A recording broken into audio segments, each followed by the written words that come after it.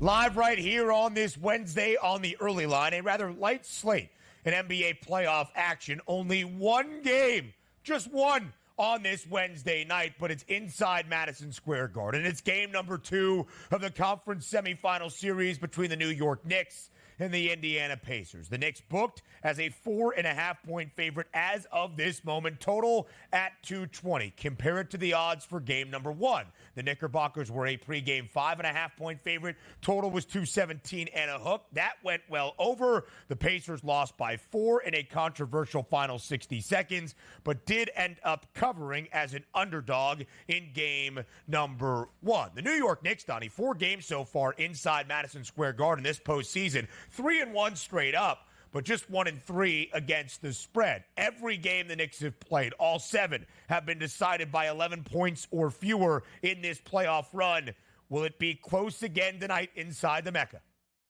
I think it will be close. And also, updated live numbers here now, -5 as a favorite towards the New York Knicks here at the FanDuel Sportsbook. That total listed at 219 here. So we get some movement both ways. Here's the tough part about this. And if you even want to equate it to, let's just say, game 1 of the Philadelphia 76ers and the New York Knicks, you saw them win game number 1, won game number 2. It was controversial, but they still end up getting the win. I'm interested to see how the Pacers bounce back because, quite frankly, for a large portion of that game, Ben, the Pacers were the better team. And yes, you have the entire game to wipe it where it's like, okay, we should have been up 10 points in the final minute and none of those actual plays that went against us should have mattered. Case in point, I understand it. But it did happen in that moment, and the Pacers probably thought they would be waking up the following morning with a 1-0 series lead and can really turn the screws to the New York Knicks at the Garden and go up 2-0 before they even head back to Indiana. Now, that's not the case at this point. How do they actually come back in this one? And also the Knicks knowing they may have gotten away with one here in the fourth quarter, and they got the victory in how they are going to perform.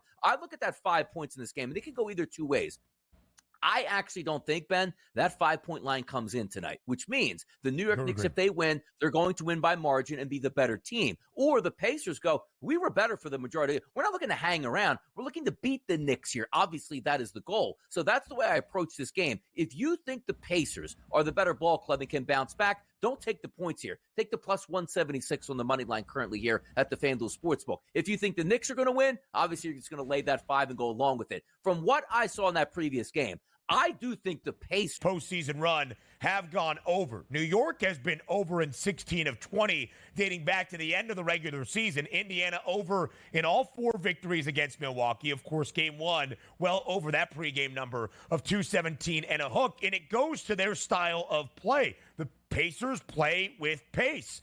That is how they win this game. That is how they stay competitive. I don't think Indiana wins 101-94 tonight. That's not how I think the recipe is there for the Pacers. It has been their recipe of success throughout the entirety of this season. Now, when you look at Indiana, they've been an underdog just twice in their 7 playoff games. Game number 2 against Milwaukee, they won outright. They did cover the number in game number 1 against the New York Knicks. But, of course, any conversation from the player perspective in this series, when it features New York, it starts with Jalen Brunson. 4 consecutive games of at least 40 points, and the points prop continues to get higher and higher each and every contest. Now at 37 and a half. Donnie, you've made this point. We keep highlighting how good Jalen Brunson has been, how many shot attempts that he takes, and with the efficiency he is hitting right now, he just continues to put up nearly 40, or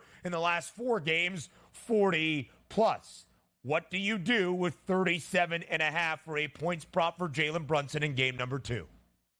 I mean, it's again, we have to get back to the facts of the matter that 37.5 points sounds like a ridiculous amount for a playoff game, and it actually is. But these numbers aren't pulled out of thin air like, hey, man, he's averaging 7 points a game. They just put it at 37.5. No, every night it feels like he's going to 40 points. And if you take a look and you think the Knicks are going to be competitive tonight, which obviously we think they are, it's because Jalen Brunson shoots 25 times. If you feel he's going to go back to games 1 and 2 against the Sixers, making 5, 6, 7, or 8 field goal attempts, well, then maybe you're in luck here with that 37.5. But if you feel like he's going to shoot what he does 45% or better and get to the line multiple times, you're probably thinking he's going to get to 40 tonight. And the court is opening up. We see that total around 220. We're expecting points tonight, and Jalen Brunson is a big part of those points for the New York Knicks. So from my money, I look at the 37.5 and say way too many things can go wrong that are out of my, let's just say, possibilities. You could twist an ankle. You can get an early foul trouble, which costs you maybe 5 or 6 minutes of a game where you should be out there that you're not. That's what comes into play at 37.5. Do I think he can get there? Yes. Do I bet it? No. But having taken a look at some other guys on the court, we talked about Mitchell Robinson now with that injury where he's not going to play for the rest of the series, which means Hartenstein's going to have to play a lot more. 36 minutes in that previous game, and he scored 13 points. You take a look at his points prop tonight, Ben. That's 11.5. If you're going to tell me God's going to be out there for close to 40 minutes as the only down low presence for the New York Knicks, he's going to be able to clean up some of that slop and some of those misses here. That's one of those guys I look forward to taking a look at a little bit later today. And that's why, really, when you think about volume, Jalen Brunson makes sense. It's volume in minutes for Isaiah Hartenstein and for Josh Hart, who I'll mention in just a moment. But injuring an ankle, some weird act of God to keep Jalen Brunson from 40 might be more likely than Jalen Brunson taking less than 26 field goal attempts, something he has done in all 7 playoff games for New York. That's the volume that allows 37.5, even at the premium in the marketplace, to still make sense. Love the over of 16.5 tonight for Josh Hart, a number he has been over in 5 of the 7, 24 in game number 1, 20 plus 4 times in this playoff run for New York. And he is built in a lab for Tom Thibodeau. 48 minutes, plays the entire game virtually each and every night. Some more thoughts on that game and a best bet up next. A solo game, a standalone playoff matchup tonight in the NBA. In New York, it's the Knicks hosting the Pacers for game number 2 inside the world's most famous arena. The Knicks now a 5-point favorite for this second game, total dropping ever so slightly on this Wednesday morning to 219. And as I say that live, down to 218.5. It was 217 in a hook for game number 1. New York wins 121-117. The pace and tempo was up as Indiana likes to play. In the game went over. Love Josh Hart over 16.5 points tonight. I also love Tyrese Halliburton over 16.5 as well. Just 2 of 6 from the floor in game number 1. Only 6 points for Indiana's all-star this season. He said after the game, listen, I can't do that again. I cannot put on that performance here in the playoffs and expect my Pacers team to come out with a victory. I need to be more aggressive. I love when guys take the onus on themselves and the responsibility as Indiana's leader and best player. I think Halliburton goes over 16.5 tonight. And if he takes more than 6 shots, let's say 12, and he makes 5 of those 12, we're already at double digits. Add in a couple of free throws, bing, bang, boom, 17 points at least.